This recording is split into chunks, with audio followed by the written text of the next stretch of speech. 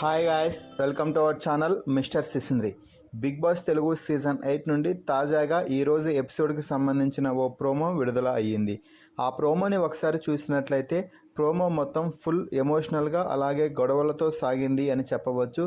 హౌస్లో శివంగిలా రెచ్చిపోయే యష్మి సైతం కన్నీళ్లు పెట్టుకునేలా చేసింది సోనియా.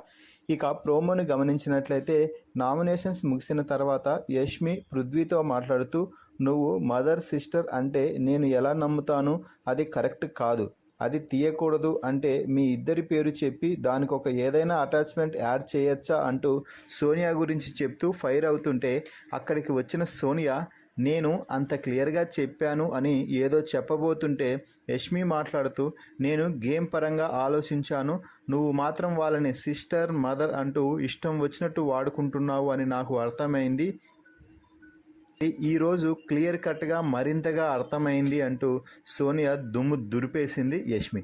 ఇక ఆ తర్వాత మాట్లాడుతూ, నువ్వు క్లాన్లో ఆ ముగ్గురికి ఇస్తున్న ఇంపార్టెంట్ క్లాన్కి ఇవ్వడం లేదు అంటూ నాన్ సెన్స్ అంటూ తిట్టుకుంటూ బెడ్రూమ్లోకి వెళ్ళిపోయింది యష్మి. దీంతో అక్కడికి వచ్చి సోనియా యష్మి క్యారెక్టర్ మీద కామెంట్స్ చేసింది. నీ ఫోకస్ మొత్తం వాళ్ళిద్దరి క్లారిటీలోనే ఉంది కదా అంటూ నువ్వు నిఖిల్ పృథ్వీపై ఫోకస్ చేస్తున్నావు అంటూ ఇష్టం వచ్చినట్టు మాట్లాడటంతో యష్మి కన్నీళ్లు పెట్టుకుంది.